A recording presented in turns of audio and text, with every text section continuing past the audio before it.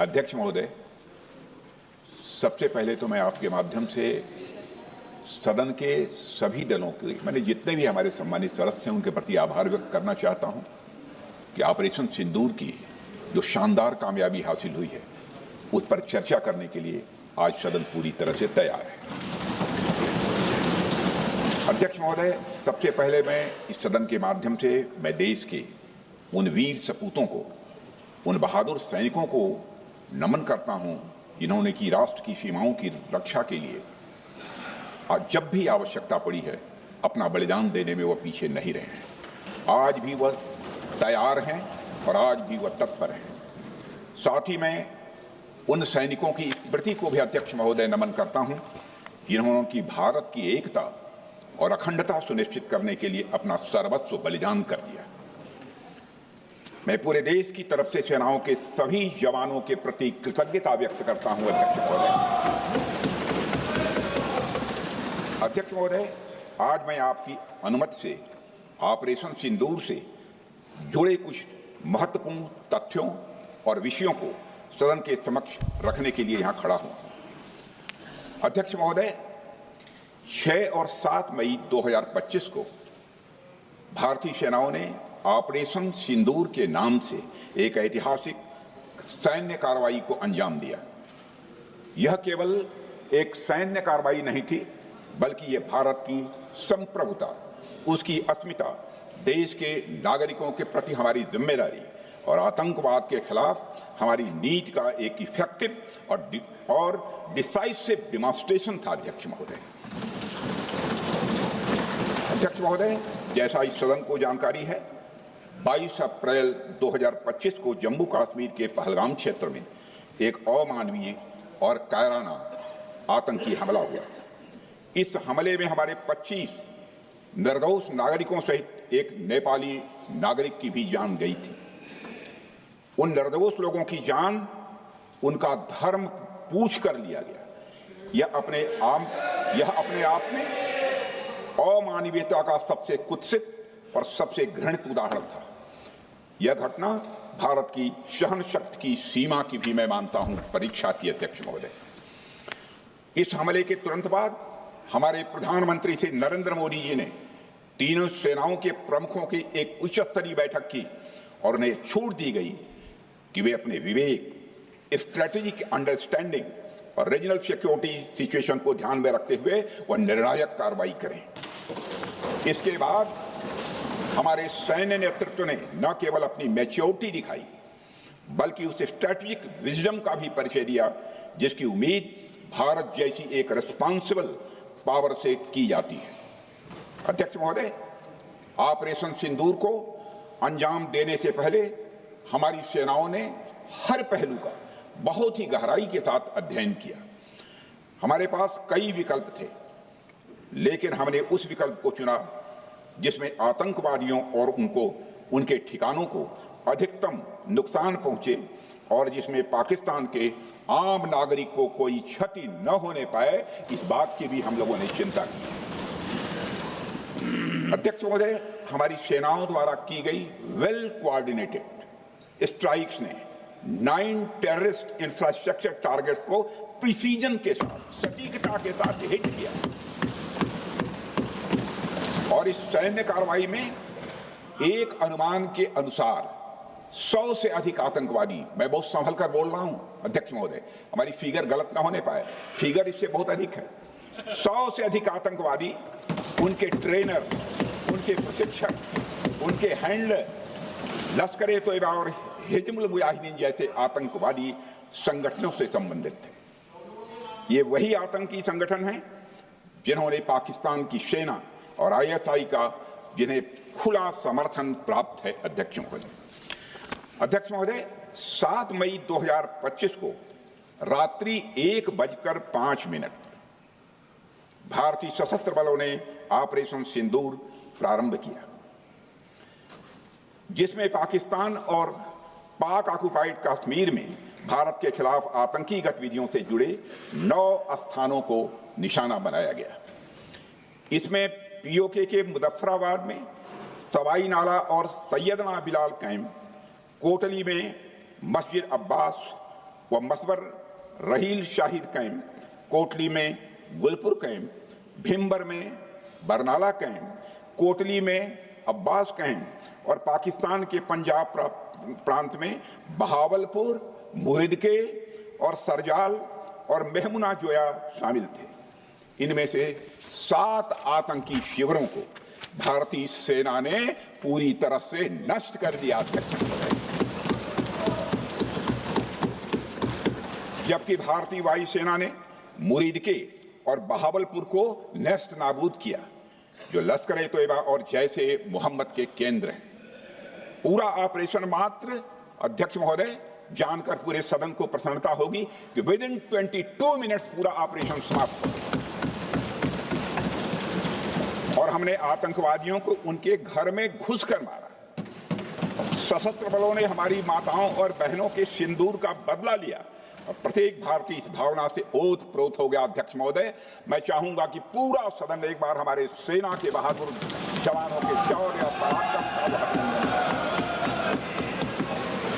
अध्यक्ष महोदय, यह सिंदूर की लाली शौर्य की कहानी है। यह सिंदूर की लाली शौर्य की कहानी है, भारत के मस्तक पर वीरता की निशानी है। अध्यक्ष महोदय, सेनाओं ने अंधेरी रात होने के बावजूद हमले की सफलता के स्पष्ट एविडेंस भी जुटाए हैं, साक्ष्य है हमारे पास। अध्यक्ष महोदय, हमले के कुछ ही घंटों के भीतर एक प्रेस रिलीज और मीडिया ब्रीफिंग के माध्यम से इन्हें जनता की जानकारी के लिए जारी कर दिया गया था। मुझे यह पुष्टि करते हुए गौरव की अनुभूति हो रही है कि सशस्त्र बल अपने सभी मिशन ऑब्जेक्टिव्स को पूरा करने में पूरी तरह से सक्षम रहे और साथ ही कामयाब रहे। अध्यक्ष महोदय, 7 मई 2025 को हमले माने 1:35 के तुरंत बाद भारतीय डीजीएमओ ने हॉटलाइन संदेश के माध्यम से पाकिस्तान के डीजीएमओ यानी डायरेक्टर जनरल मिलिट्री ऑपरेशन से संपर्क किया और टेरर इंफ्रास्ट्रक्चर के खिलाफ हमारे हमले के रेशनल और मेथोडोलॉजी के बारे में पूरी जानकारी दी और यह तथ्य भी बताया ये हमले एस्केलेटरी नेचर वाले नहीं थे, माने इसको हम आगे नहीं बढ़ाना चाहते। जिन मुहि मारा तिन मुहि मारे। अध्यक्ष महोदय, जिस प्रकार प्रभु हनुमान ने लंका में अपनी रणनीति बनाई थी, उसी प्रकार हमने भी उन्हीं को निशाना बनाया जिन्होंने हमें नुकसान पहुंचाया था। हालांकि पाकिस्तान ने इस रेशनल को समझने से इनकार कर दिया और अगले कुछ दिनों तक सिविलियन और सैन्य ठिकानों पर गोलीबारी करके बड़े पैमाने पर सीज फायर वायलेशन करके स्थिति को एस्केलेट करने की उसने कोशिश की। अध्यक्ष महोदय, 7-8 मई 2025 की रात को क्लियरली आइडेंटिफाइड आतंकवाद संबंधी ठिकानों पर हमारे सफल ऑपरेशन के बाद, सफल हमले के बाद पाकिस्तान ने स्थिति को एस्केलेट कर दिया और अनमैन्ड एरियल सिस्टम और अन्य साधनों का उपयोग करके भारतीय वायुसेना के बेसेस, भारतीय वायुसेना के सेंसर्स और सेना के फॉर्मेशन हेडक्वार्टर से लेकर ब्रिगेडों तक पर भी उसने हमला कर दिया। हालांकि हमारी इंटीग्रेटेड एयर डिफेंस ग्रिड और काउंटर यूएस ग्रिड ने इन हमलों को सफलतापूर्वक विफल कर दिया। अध्यक्ष महोदय, यस 400 यमारसैन आकाश मिसाइल सिस्टम और एयर डिफेंस गन्स बहुत प्रभावी साबित हुई हैं। अध्यक्ष महोदय, इस एस्केलेशन पर हमारा जवाबी हमला स्विफ्ट, प्रोपोर्शनेट और नवातुला था। अध्यक्ष महोदय, जिसमें 8 मई 2025 को केवल चुनिंदा पाकिस्तानी एयर डिफेंस सिस्टम और सेंसर नेटवर्क को प्रिसीजन गाइडेड मिशन द्वारा म्यूनिशंस द्वारा जो है टारगेट किया गया। अध्यक्ष महोदय, हमारी कार्रवाई पूरी तरह से सेल्फ डिफेंस में थी, न तो वह प्रोवोकेटिव थी और न तो एक्सपेंशनिस्ट थी। पाक द्वारा ये हमले 7 मई 25 से लगातार चले और 10 मई 2025 को रात लगभग 1:30 पर पाकिस्तान ने बड़े पैमाने पर भारत के ऊपर मिसाइल, ड्रोन, रॉकेट और अन्य लॉन्ग रेंज वेपन्स का इस्तेमाल किया। इसके साथ साथ उन्होंने इलेक्ट्रॉनिक वॉरफेयर से जुड़ी टेक्नोलॉजीज का भी सहारा लिया। अध्यक्ष महोदय, उनके निशाने पर हमारे भारतीय वायुसेना के अड्डे, थल सेना के एम्यूनिशन डिपोज, हवाई अड्डे और मिलिट्री कैंट थे। अध्यक्ष महोदय, यह कहते हुए मुझे गौरव की अनुभूति हो रही है कि हमारे air defence system, counter drone system और इलेक्ट्रॉनिक इक्विपमेंट्स ने पाकिस्तान के इस हमले को पूरी तरह से नाकाम कर दिया। पाकिस्तान हमारे किसी भी टारगेट को हिट नहीं कर पाया अध्यक्ष महोदय, और हमारे किसी भी इंपॉर्टेंट एसेट को नुकसान नहीं हुआ है।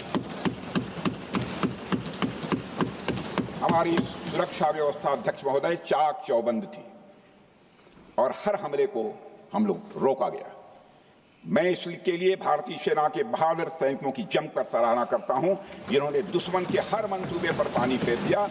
और अपने प्रतिपक्ष के मित्रों से भी कहना चाहता हूं, एक बार फिर से भारत के सेना के जवानों का कम से कम मेज थपथपाकर उनका अभिनंदन करिए। बहुत बहुत धन्यवाद। बहुत बहुत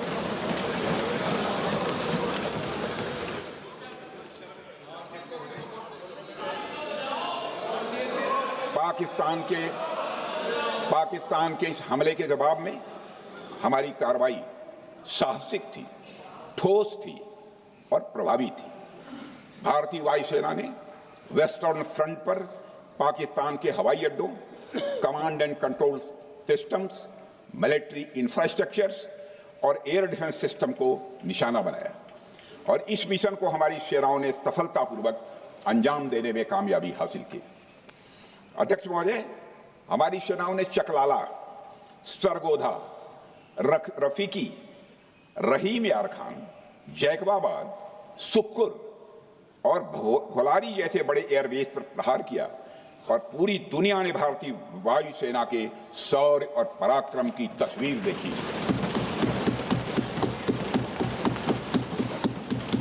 अध्यक्ष महोदय, ऑपरेशन सिंदूर ट्राई सर्विसेज कोऑर्डिनेशन का एक बेमिसाल उदाहरण था। जब भारतीय वायुसेना ने आसमान से हमले किए, हमारी थल सेना ने जमीन पर मोर्चा संभाल लिया। हमारे जवान नियंत्रण रेखा पर पूरी ताकत से डटे रहे और पाकिस्तान की हर हरकत का करारा जवाब दिया। अध्यक्ष महोदय, भारतीय नौसेना ने भी, लोग पूछते हैं भारतीय नौसेना का क्या रोल था, भारतीय नौसेना ने भी उत्तरी अरब सागर में अपनी तैनाती मजबूत कर दी। भारतीय नौसैनिकों ने पाकिस्तान को यह साफ संदेश दिया कि हम समुद्र से लेकर जमीन तक पाकिस्तान के हर महत्वपूर्ण ठिकानों पर प्रहार करने में न केवल सक्षम हैं बल्कि हम तैयार हैं। अध्यक्ष महोदय, इस ऑपरेशन का मकसद टेररिस्ट कैंप्स और उनके सपोर्टर्स को टारगेट करना, उन्हें नेस्त नाबूद करना था और ये साफ संदेश देना था कि भारत आतंकवाद के विरुद्ध जीरो टॉलरेंस रखता है।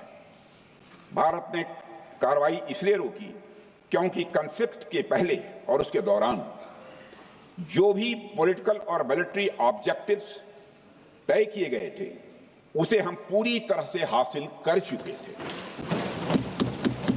इसलिए यह कहना, यह मानना कि यह ऑपरेशन किसी दबाव में रोका गया था, यह बेबुनियाद है और सरासर गलत है। अध्यक्ष,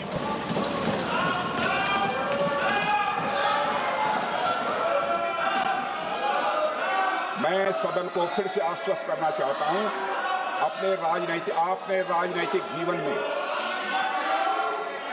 अध्यक्ष महोदय, मैं आपके माध्यम से सदन को आश्वस्त करना चाहता हूं, अपने राजनीतिक जीवन में जानबूझकर कभी भी असत्य न बोलूं, इसकी भरपूर कोशिश की है मैंने, चाहे सदन हो अथवा सदन के बाहर। अध्यक्ष महोदय, मैं आपके माध्यम से सदन को यह भी अवगत कराना चाहता हूं,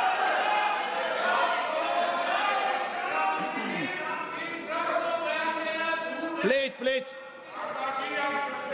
बैठिए। आप क्यों खड़े? अध्यक्ष महोदय, मैं आपके माध्यम से सदन को यह भी अवगत कराना चाहूंगा कि सीमा पार करना या वहां की टेरिटरी कैप्चर करना इस ऑपरेशन का उद्देश्य नहीं था। ऑपरेशन सिंदूर प्रारंभ करने का मकसद था, अध्यक्ष महोदय, उन टेरर नर्सरीज को खत्म कर देना जिन्हें पाकिस्तान ने बरसों से पाला पोसा था। और यह ऑपरेशन उन मासूम परिवारों को न्याय दिलाने के लिए लॉन्च किया गया था जिन्होंने पाक स्पॉन्सर्ड टेररिस्ट अटैक्स में अपने प्रियजनों को खोया था। हमारी सेनाओं ने सिर्फ उनको टारगेट किया जो इन आतंकियों को सपोर्ट करते हुए भारत पर हमला करने की कोशिश में लगातार शामिल थे। अध्यक्ष महोदय, ऑपरेशन सिंदूर का ओवरऑल पॉलिटिको मिलिट्री ऑब्जेक्टिव यह था कि आतंकवाद के रूप में प्रॉक्सी वार लड़ रहे पाकिस्तान को सजा दी जाए, और इसी वजह से आर्म फोर्सेस को पूरी आजादी दी गई थी कि वे अपने टारगेट खुद चुनें और करारा जवाब दें। और इस ऑपरेशन का उद्देश्य कोई भी युद्ध छेड़ना नहीं था, बल्कि फोर्स के डिमॉन्स्ट्रेटिव यूज से एडवर्सरी को झुकने के लिए मजबूर करना था। 10 मई की सुबह जब भारतीय वायुसेना ने पाकिस्तान की मल्टीपल एयरफील्ड्स पर करारा प्रहार किया तो पाकिस्तान ने हार मान ली है, अध्यक्ष महोदय, और हॉस्टिलिटी रोकने की कोशिश की। आप रोक दीजिए महाराज। उन्होंने एक कोशिश की, हमारे डीएमओ से बात की, महाराज अब रोक दीजिए, बहुत हो गया। यह पेशकश इस कैबिनेट के साथ स्वीकार की गई थी। सुने, रुकिए तो रुकिए, बता दूंगा,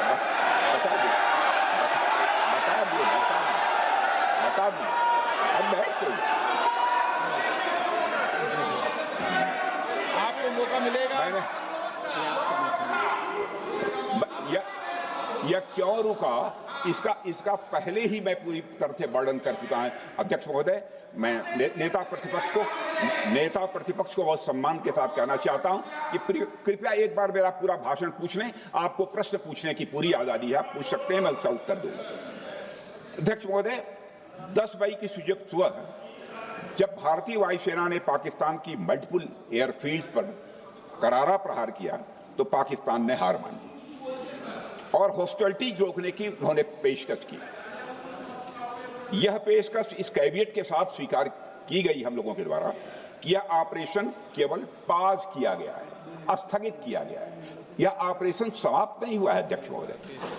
अगर पाकिस्तान की ओर से भविष्य में कोई भी मिस एडवेंचर हुआ तो यह ऑपरेशन, अध्यक्ष महोदय, मैं सदन को आश्वस्त करना चाहता हूं, दोबारा प्रारंभ हो।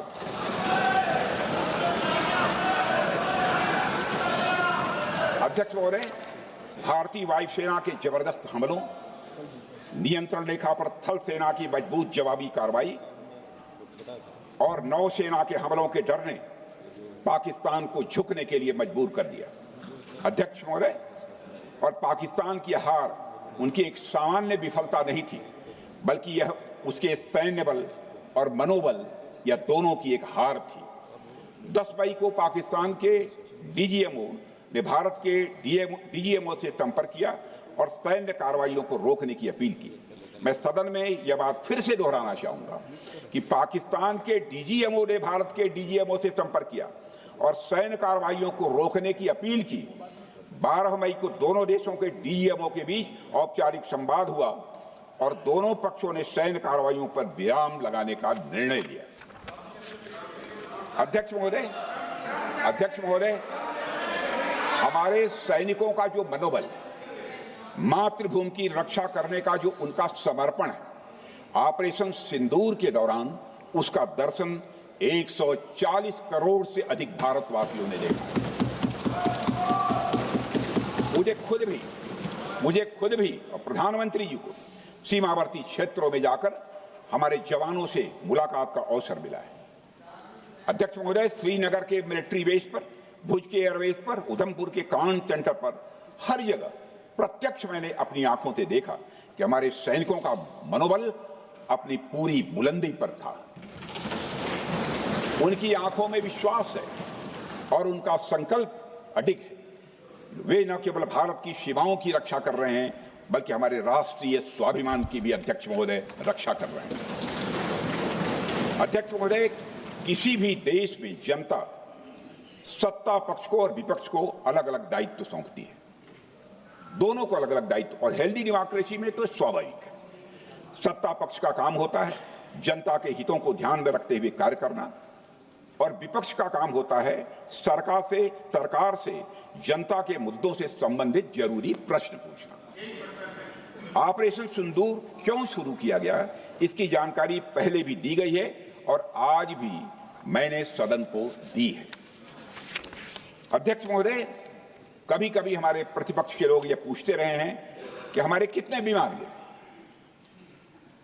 मुझे लगता है उनका यह प्रश्न हमारी राष्ट्रीय जनभावनाओं का सही से प्रतिनिधित्व नहीं कर रहा है। मुझे लगता है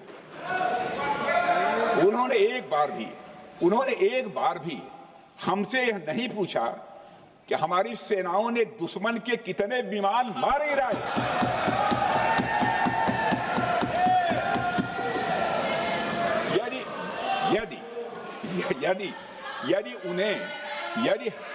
यदि उन्हें प्रश्न पूछना ही है अध्यक्ष महोदय, तो उनका प्रश्न यह होना चाहिए, क्या भारत ने आतंकवादी ठिकानों को तबाह किया? तो उसका उत्तर है हाँ।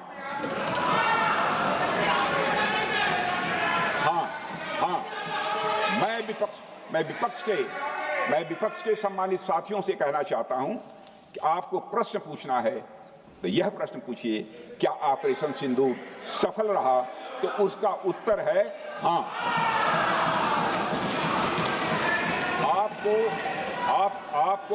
आपको प्रश्न पूछना है तो यह प्रश्न पूछिए कि जिन आतंकियों ने हमारी बहनों, हमारी बेटियों का सिंदूर मिटाया, क्या हमारी सेनाओं ने ऑपरेशन सिंदूर में उन आतंकियों के आकाओं को मिटाया? तो इसका उत्तर है हाँ। और आपको प्रश्न पूछना है तो यह पूछिए कि इस ऑपरेशन में क्या हमारे जाबाज सैनिकों को कोई क्षति हुई है? तो उसका उत्तर है नहीं। अध्यक्ष महोदय, लक्ष्य जब बड़े हो तो अपेक्षाकृत छोटे मुद्दों पर हमारा ध्यान नहीं जाना चाहिए। लक्ष्य बड़े हों तो छोटे मुद्दों पर, अपेक्षाकृत जो छोटे मुद्दे होते हैं कंपैरेटिवली, उन पर ध्यान नहीं जाना चाहिए, क्योंकि छोटे मुद्दों पर ही ध्यान देते रहने से देश की सुरक्षा और सैनिकों के सम्मान और उत्साह जैसे बड़े मुद्दों से ध्यान हट सकता है, जैसा कि विपक्ष के हमारे कुछ साथियों के साथ हो रहा है। अब चूंकि विपक्ष के मित्र ऑपरेशन सिंदूर को लेकर उचित प्रश्न नहीं पूछ पा रहे हैं, तो उन्हें मैं क्या बताऊं अध्यक्ष महोदय। मैं लगभग 4 डिकेड से अधिक समय से राजनीति में, सत्ता पक्ष हो या विपक्ष हो, अपनी पार्टी हो या दूसरी पार्टी हो, कभी भी किसी के साथ दलगत राजनीति को मैंने शत्रुतापूर्ण तरीके से जिंदगी में नहीं देखा है मैंने अध्यक्ष महोदय। इसलिए आज अगर विपक्ष प्रश्न पूछने में असफल है, मैं विपक्ष को उनके इस काम में थोड़ी सी मदद करना चाहता हूं। अध्यक्ष महोदय, मैं विपक्ष के अपने सम्मानित साथियों से ये कहना चाहता हूं कि यदि आज हम लोग सत्ता पक्ष में हैं, तो ऐसा नहीं है कि हम हमेशा सत्ता पक्ष में ही रहेंगे। यह आवश्यक नहीं है, किसी के लिए आवश्यक नहीं। एक लंबा समय हमने विपक्ष का काम किया है, एक लंबा समय हमने सरकारों से सवाल पूछने में लगाया है। जनता ने जब हमें विपक्ष में रहने का दायित्व सौंपा था, तो हमने विपक्ष में रहकर विपक्ष की भूमिका को बड़े ही सकारात्मक तरीके से निभाया भी। अध्यक्ष महोदय, विपक्ष में रहकर हमने कैसे प्रश्न पूछे, इसके कुछ उदाहरण मैं यहां रखना चाहता हूं। 1962 में अध्यक्ष महोदय, चीन के साथ हुए युद्ध में जब दुखद परिणाम आया, तो हमने उस समय की सरकार से यह पूछे थे, लेकिन वह प्रश्न यह था कि हमारे देश की धरती पर दूसरे देश का कब्जा कैसे हुआ। हमने यह प्रश्न पूछा था कि हमारी सेना और हमारी जनता अपमानित क्यों हुई। हमने यह प्रश्न पूछा था कि बड़ी संख्या में हमारे सैनिक हताहत कैसे हुए। हमने यह प्रश्न नहीं पूछा कि हमारे टैंक हमारी मशीनें, हमारी बंदूकें क्यों ध्वस्त हो गई, यह प्रश्न हम लोगों ने नहीं पूछा। मशीनों और तोपों की चिंता न करके, मशीनों और तोपों की चिंता न करके अध्यक्ष महोदय, हमने देश की टेरिटरी की चिंता की, हमने देश के सैनिकों की। इसी तरह 71 के युद्ध में, 71 के युद्ध में जब हमने पाकिस्तान को सबक सिखाया, मैं उस समय की सरकार को मैं बधाई देना चाहता हूं। हमने अपने राजनीतिक और सैन्य नेतृत्व की प्रशंसा की। हमने ये नहीं देखा कि किस दल की सरकार है, किस विचारधारा की सरकार है, इसकी चिंता नहीं की कभी। हमारे नेता अटल बिहारी वाजपेयी ने संसद में खड़े होकर उस समय के नेतृत्व की प्रशंसा की थी। हमने इस बात की खुशी जाहिर कि हमने अपने शत्रु को सबक सिखाया। हमने उस दौरान यह प्रश्न नहीं पूछा कि सबक सिखाने के दौरान में भारत के कितने प्लेन्स गिरे, भारत के कितने इक्विपमेंट्स बर्बाद हुए। यह प्रश्न अध्यक्ष महोदय उस समय भी हम लोगों ने नहीं पूछा। अध्यक्ष महोदय, यदि मैं इसे और भी प्रैक्टिकल तरीके से समझाऊं, तो किसी भी परीक्षा के परिणाम में रिजल्ट मैटर करता है। यदि किसी परीक्षा में कोई बच्चा अच्छे मार्क्स लेकर आ रहा है तो हमारे लिए उसके मार्क्स मैटर करने चाहिए। हमें इस बात का ध्यान नहीं रखना चाहिए कि एग्जाम के दौरान उसकी पेंसिल टूट गई थी या उसकी पेन खो गई।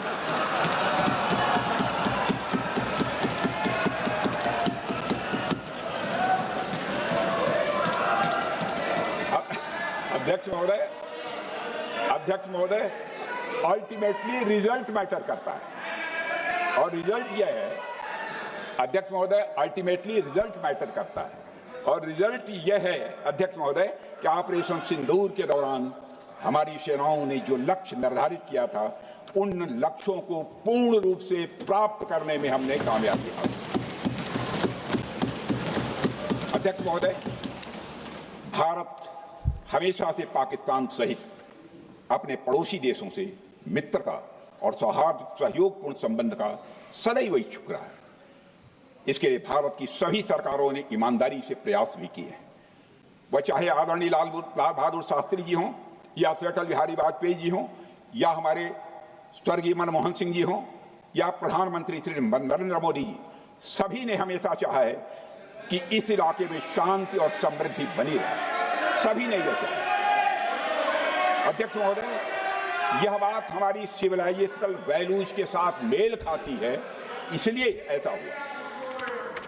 अध्यक्ष महोदय,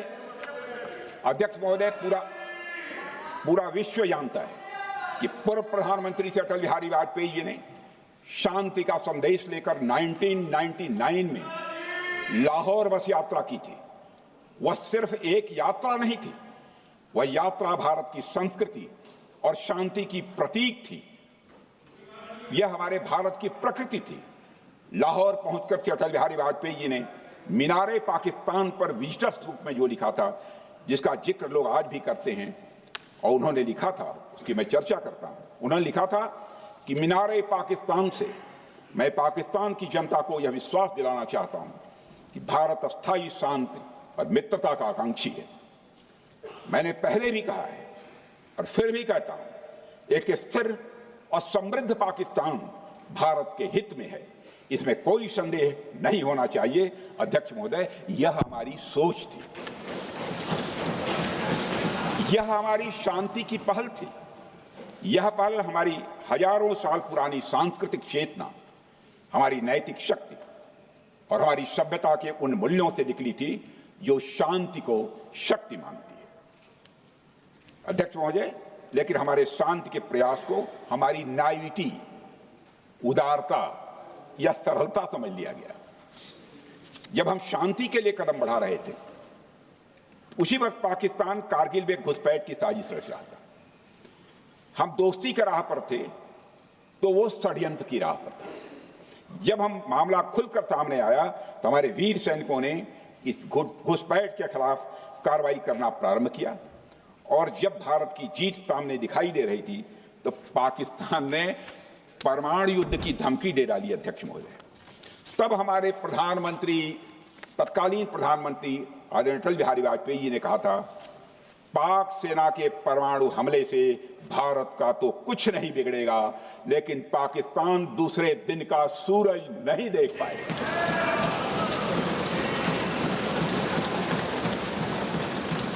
यानी अटल जी जो शांति का पैगाम लेकर गए, वही अटल जी शक्ति का भी परिचय देने में तनिक भी नहीं हिचके। यही है भारत। अध्यक्ष महोदय, यह सामर्थ्य का उद्घोष था। यह एक स्पष्ट संदेश था कि भारत शांति चाहता है, लेकिन अगर कोई हमारी संप्रभुता को चुनौती देगा तो उसका जवाब भी उतनी ही दृढ़ता से दिया जाएगा। अध्यक्ष महोदय, 2015 में जब हमारे प्रधानमंत्री मोदी जी ने लाहौर जाकर नवाज शरीफ से मुलाकात की, तो भारत ने फिर से दोस्ती का हाथ बढ़ाया। भारत ने फिर से दोस्ती का हाथ बढ़ाया। अध्यक्ष महोदय, हम वाकई में शांति की राह पर चलना चाहते थे, क्योंकि हमारी मूल प्रकृति बुद्ध की है, युद्ध की नहीं है। हमारी सरकार ने भी पाकिस्तान के साथ शांति स्थापित करने के अनेक प्रयत्न किए हैं, लेकिन बाद में हमने 2016 में सर्जिकल स्ट्राइक से, 2019 में बालाकोट में एयर स्ट्राइक से और 2025 के ऑपरेशन सिंदूर से हमने शांति स्थापित करने का दूसरा रास्ता अपनाया है। अध्यक्ष महोदय, अब हमारे प्रधानमंत्री श्री नरेंद्र मोदी जी और हमारी सरकार का स्टैंड बिल्कुल क्लियर है कि टेररिज्म और टॉक्स ये दोनों साथ नहीं चल सकते, क्योंकि सभ्य मुल्कों के बीच बातचीत होती है। अध्यक्ष महोदय, लोकतांत्रिक देशों में बातचीत होती है, पर एक ऐसा देश जिसके वजूद में लोकतंत्र का एक कतरा भी न हो और सिर्फ रिलीजियस फैनेटिसिज्म, टेररिज्म और हेट्रेड अगेंस्ट इंडिया हो, उसके साथ संवाद किसी भी सूरत में नहीं किया जा सकता। क्योंकि टेररिज्म की भाषा जो अध्यक्ष महोदय होती है, वह खून, डर और नफरत है, संवाद नहीं। गोलियों की आवाज में संवाद की आवाज दब जाती है। जहां खून बहता है वहां बातचीत की गुंजाइश अध्यक्ष महोदय नहीं बचती। अध्यक्ष महोदय, पाकिस्तान की वर्तमान स्थिति अब जग जाहिर है। जिस देश ने आतंक को अपनी विदेश नीति का औजार बना लिया, वह अंततः अपने ही जाल में फंस जाता है। पाकिस्तान की नीति और चरित्र को लेकर कोई भ्रम नहीं रहना चाहिए। यह एक ऐसा देश है जो वैश्विक आतंकवाद की नर्सरी है और उन्होंने इसको अपनी स्टेट पॉलिसी का भी एक आधार बनाया हुआ है। अध्यक्ष महोदय, ऑपरेशन सिंदूर के दौरान पूरी दुनिया ने देखा है कि पाकिस्तान में सरकार आतंकवादियों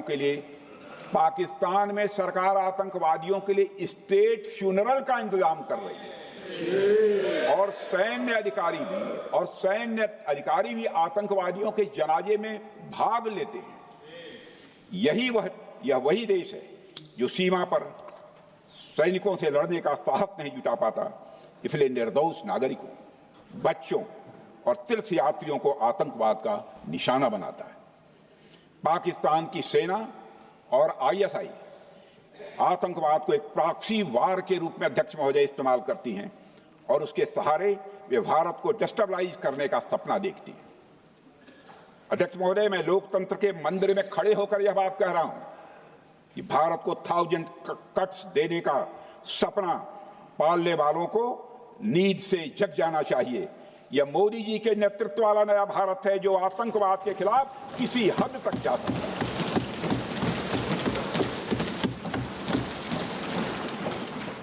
अध्यक्ष महोदय, आप भारत का इतिहास जानते हैं। देखिए, हमने कभी भी किसी की 1 इंच जमीन पर आज तक कभी कब्जा नहीं किया है। हम यह भी जानते हैं कि युद्ध अपनी बराबरी वालों से करना चाहिए। ऐसा गोस्वामी तुलसीदास जी ने लिखा है और गोस्वामी तुलसीदास जी कहते हैं कि नीति ऐसी ही होनी चाहिए, प्रीति और बैर बराबरी वाले से ही करनी चाहिए। शेर यदि मेढकों को मारे तो उसका बहुत अच्छा संदेश नहीं आता है अध्यक्ष महोदय। और अध्यक्ष महोदय, हमारे देश की सेना शेर है।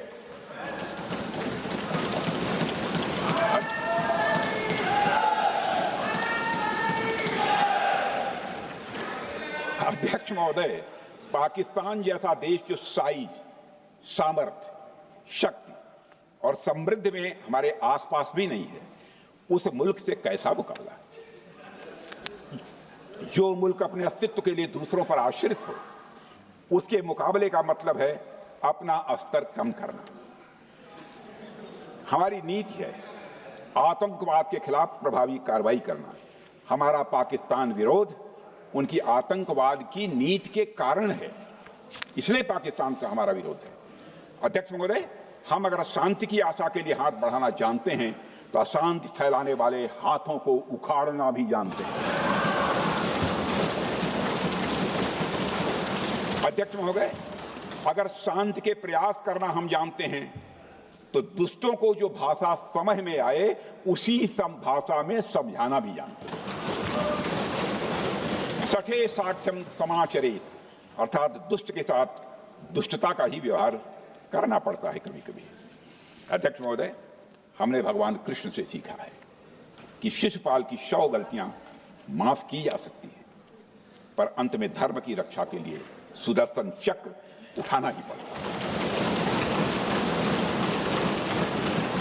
हमने पार्लियामेंट का अटैक सहा है अध्यक्ष महोदय, 2008 का मुंबई अटैक सहा है, झेला है, लेकिन अब हमने कह दिया है इनफ इज इनफ। अब हमने सुदर्शन चक्र उठा लिया है अध्यक्ष महोदय।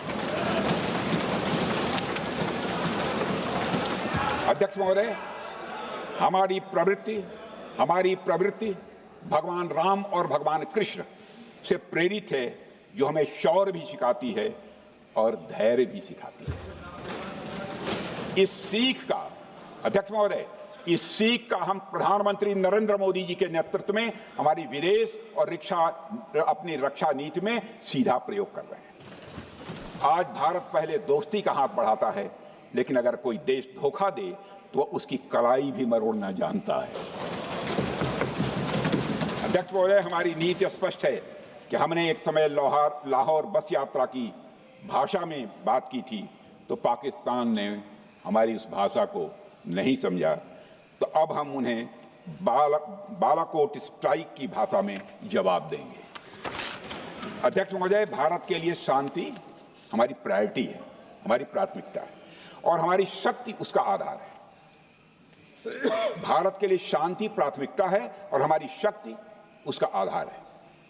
यह शक्ति हमारे सामर्थ्य से पैदा हुई है अध्यक्ष महोदय, और यह सामर्थ्य पिछले 11 साल में कई गुना बढ़ गया है। मैं ये नहीं कहता हूं पहले नहीं था, पहले था, लेकिन अब कई गुना बढ़ गया है। आज भारत विश्व की चौथी सबसे बड़ी अर्थव्यवस्था है और अभी आई मॉर्गन स्टैनली के रिपोर्ट के मुताबिक 2028 तक विश्व की तीसरी सबसे बड़ी अर्थव्यवस्था बनने की ओर भारत चल रहा है।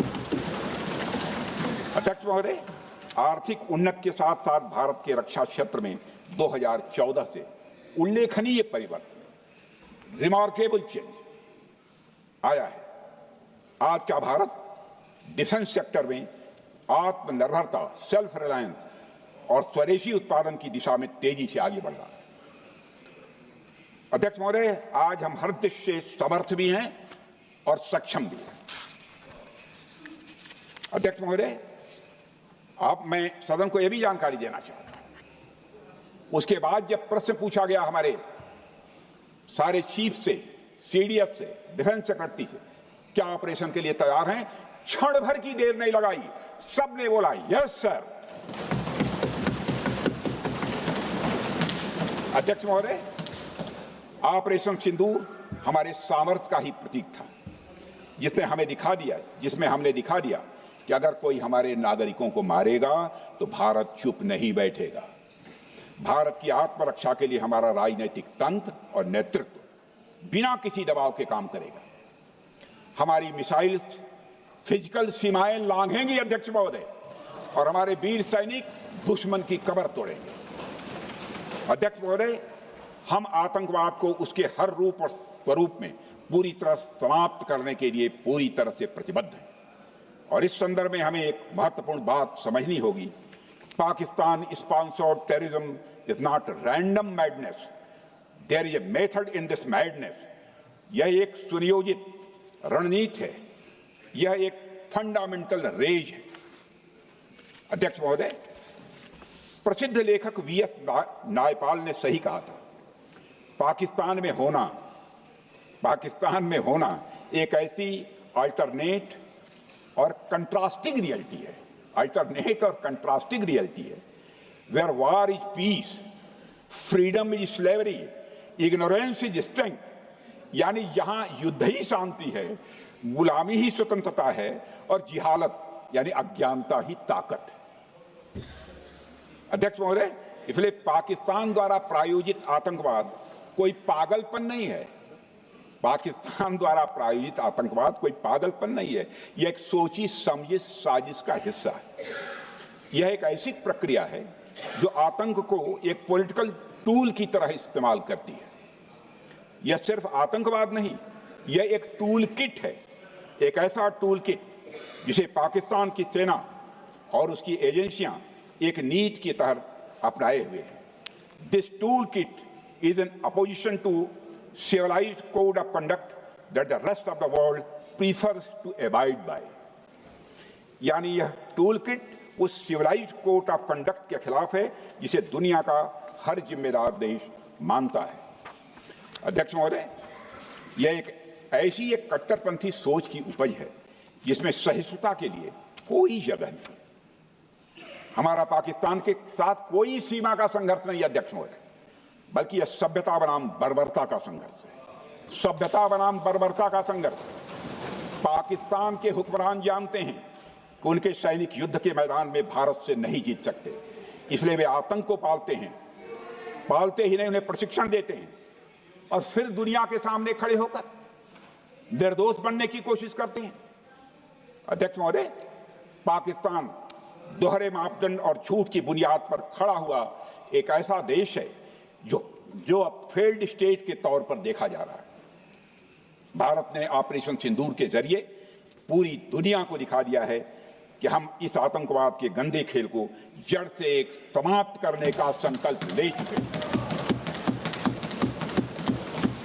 अध्यक्ष महोदय, जब अटल जी प्रधानमंत्री थे तब पाकिस्तान के साथ कंबोजिट डायलॉग के लिए भारत की शर्त थी कि पाकिस्तान अपनी जमीन का प्रयोग भारत के खिलाफ टेररिज्म फैलाने के लिए नहीं करेगा। एक कंपोजिट डायलॉग के लिए भारत की शर्त थी, जिसे पाकिस्तान ने भी मान लिया था उसमें। लेकिन दुर्भाग्य से 2009 में शर्म एल शेख में तत्कालीन सरकार ने एक बड़ी भूल की, जब कंपोजिट डायलॉग प्रोसेस से पाकिस्तान प्रायोजित आतंकवाद को डीलिंक कर दिया गया। यानी बातचीत जारी रखने के लिए पाकिस्तान द्वारा अपनी जमीन को आतंकवाद के लिए प्रयोग न करने की शर्त को ही डाइल्यूट कर दिया गया। मैं मानता हूं यह भारत की स्ट्रेटेजिक पोजीशनिंग को कमजोर करने वाला एक कदम था। अध्यक्ष महोदय, ऐसी ही एक और गंभीर चूक तत्कालीन सरकार ने 2006 में हवाना में भी हुई थी, जब पाकिस्तान को आतंकवाद का विक्टिम माना गया और एक ज्वाइंट एंटी टेरर मैकेनिज्म बनाने पर सहमति भी हुई थी। 2006 की बात कर रहा हूं। अध्यक्ष महोदय, यह सोचने वाली बात है कि जो देश आतंक को पैदा करता है, उसे पालता है, उस देश को ही आतंक से पीड़ित मान लेना कितना बड़ा स्ट्रेटेजिक ब्लंडर है। अध्यक्ष महोदय, आतंकवाद के खिलाफ हमारी लड़ाई अब केवल सीमा पर नहीं है, बल्कि वैचारिक मोर्चों पर भी लड़ी जा रही है। इसी उद्देश्य से प्रधानमंत्री जी कई हाई लेवल डेलीगेशंस का गठन भी उन्होंने किया था, जिसमें हमारे लगभग अधिकांश दलों के सम्मानित सदस्य उसमें शामिल थे। उसमें विभिन्न राजनीतिक दलों के रिप्रेजेंटेटिव शामिल थे और सचमुच इस समिति ने वैश्विक मंचों पर जाकर भारत की बात बहुत ही प्रभावी तरीके से रखी और आतंकवाद के विरुद्ध वैश्विक समर्थन को उन्होंने मजबूत किया। अध्यक्ष महोदय, मैं उन सभी डेलीगेशन के सम्मानित सदस्यों के प्रति शीश झुकाकर आभार व्यक्त करना चाहता हूं, जिन्होंने भारत का आतंकवाद के खिलाफ स्टैंड तथा जीरो टॉलरेंस की पॉलिसी और ऑपरेशन सिंदूर के बारे में दुनिया के देशों को सही तरीके से अवगत कराया, प्रभावी तरीके से अवगत कराया। अध्यक्ष महोदय, ऑपरेशन सिंदूर को लेकर सर्वदलीय बैठक भी हुई। I am very happy to tell the house that during Operation Sindoor, all the political parties of the country kept aside all ideologies and differences and showed solidarity with the nation, with the soldiers and with the government. फिर इसके लिए आभार व्यक्त करता हूं। मुझे लगता है यही इस देश के लोकतंत्र की खूबसूरती है। अध्यक्ष महोदय, जैसा कि हमारे माननीय प्रधानमंत्री मोदी जी ने भी कहा है कि ऑपरेशन सिंदूर अभी रुका है, समाप्त नहीं हुआ है। यदि आवश्यकता पड़ी, यदि पाकिस्तान फिर किसी नापाक हरकत की कोशिश करता है तो हम और भी कठोर और निर्णायक कार्रवाई करने के लिए तैयार हैं। अध्यक्ष महोदय, ऑपरेशन सिंदूर के माध्यम से पाकिस्तान के मन में भारत को लेकर जो बहुत बड़ी गलतफहमी थी वह हमने दूर कर दी है। और मेरी दूर थोड़ी बहुत बची यदि भई होगी तो उसको भी दूर कर देंगे। अध्यक्ष महोदय, मुझे महाकवि राष्ट्रकवि रामधारी सिंह जी दिनकर की कुछ पंक्तियां याद आती हैं। अध्यक्ष महोदय, क्षमाशील हो रिपु समक्ष, तुम हुए विनत जितना ही, दुष्ट कौरवों ने तुमको कायर समझा उतना ही। अध्यक्ष महोदय, भारत ने न केवल अपनी सैन्य क्षमता का प्रदर्शन किया, बल्कि अपनी राष्ट्रीय दृढ़ता, नैतिकता और राजनीतिक कुशलता का भी परिचय दिया है। भारत अब किसी भी आतंकी हमले का निर्णायक और स्पष्ट उत्तर देगा। अध्यक्ष महोदय, हमने एक नई लक्ष्मण रेखा खींच ली है। अब आतंकवाद को आश्रय और समर्थन देने वालों को कोई शरण नहीं मिलेगी। और अध्यक्ष महोदय, भारत किसी भी तरह के न्यूक्लियर ब्लैकमेलिंग या दबावों के आगे अब झुकने वाला नहीं है।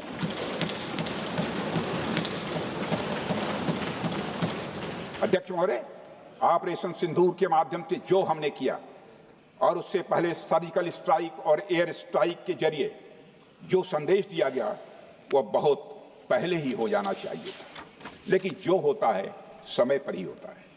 अध्यक्ष महोदय, हमारी सरकार ने आतंकवाद के खिलाफ हमारी जीरो टॉलरेंस की नीति को दुनिया के हर मंच पर पूरी तरह से स्पष्ट कर दिया है और हम उस पर कोई समझौता किसी भी सूरत में नहीं करने वाले।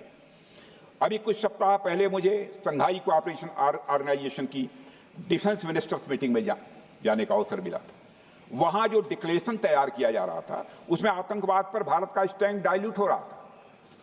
हमने साफ कह दिया कि जब तक आतंकवाद के मुद्दे पर भारत का स्टैंड रखा नहीं जाएगा, हम किसी ज्वाइंट स्टेटमेंट पर साइन नहीं करेंगे और इसकी वजह से वहां कोई ज्वाइंट स्टेटमेंट नहीं आए। अध्यक्ष महोदय, इसका परिणाम क्या? अब देखिए, हमारे प्रधानमंत्री जी ब्रिक्स की बैठक में ब्राजील गए, करिश्मा किया है हमारे प्रधानमंत्री। तो चीन की मौजूदगी में जो ज्वाइंट डिक्लेरेशन आया उसमें जम्मू और कश्मीर में हुए आतंकी हमले को कंडेम भी किया गया। यह प्रधानमंत्री ने करिश्मा करके दिखाया, यानी भारत की बात अंततः मानी गई। और यह ब्रिक्स सम्मेलन के इतिहास में पहली बार हुआ जब जम्मू एवं कश्मीर में हुए किसी आतंकी घटना को खुलकर कंडेम किया गया।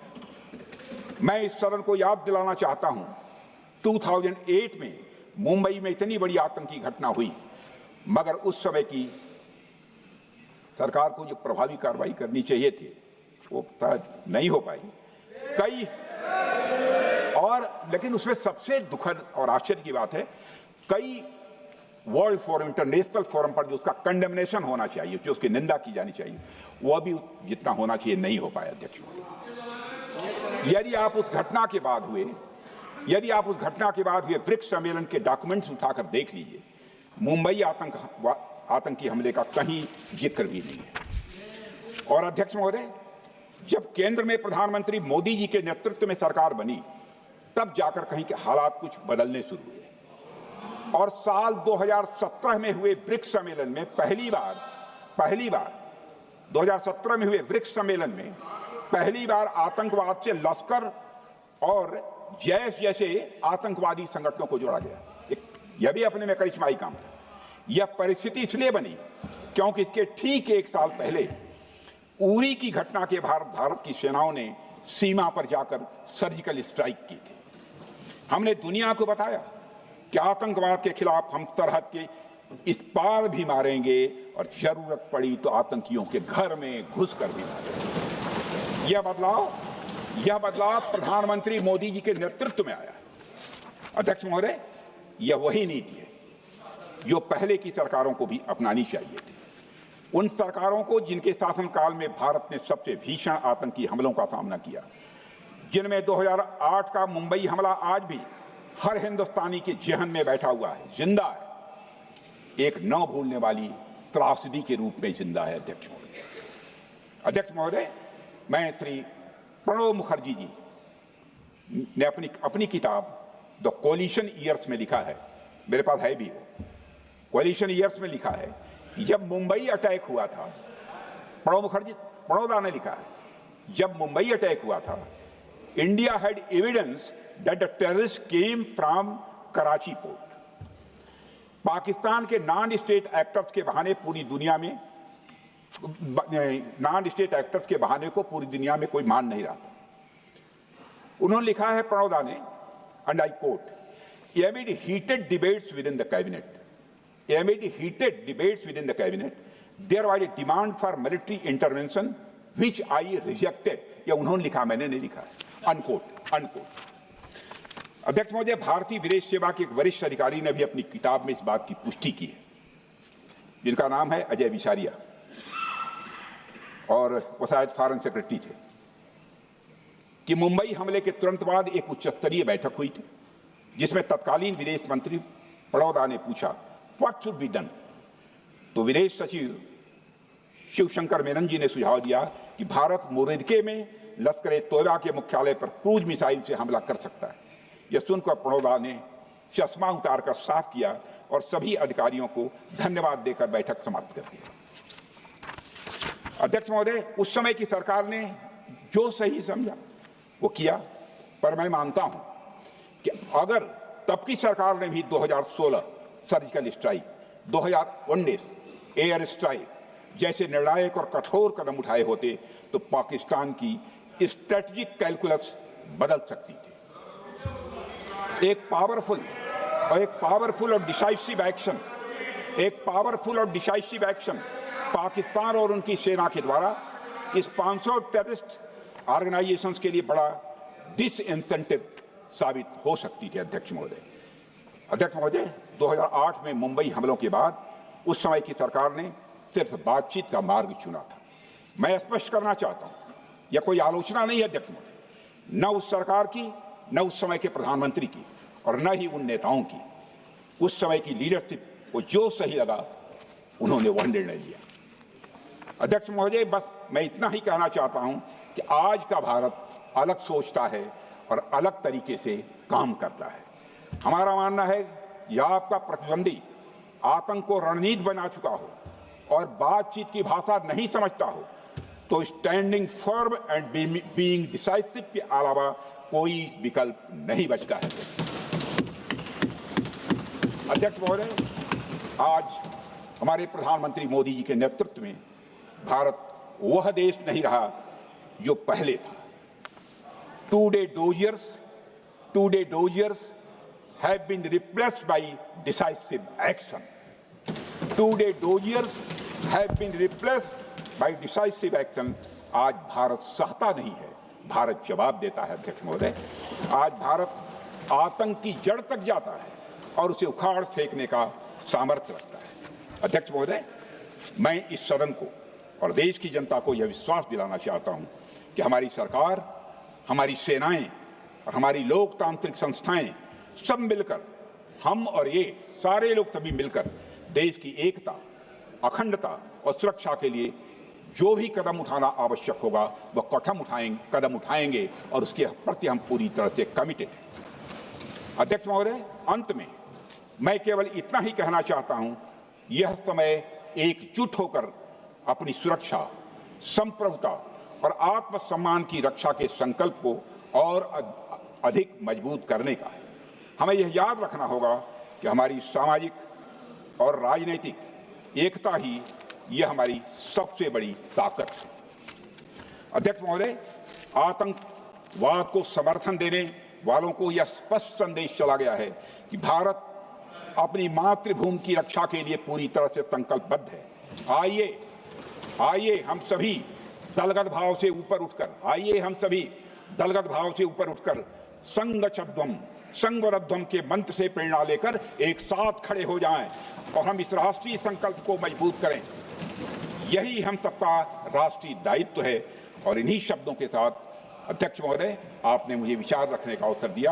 आपके प्रति आभार व्यक्त करते हुए और अपने सभी सम्मानित सदस्यों के प्रति धन्यवाद की व्यक्त करते हुए अपना निवेदन समाप्त करता हूँ। सबने शांतिपूर्वक बात। श्री गौरव गोगोई।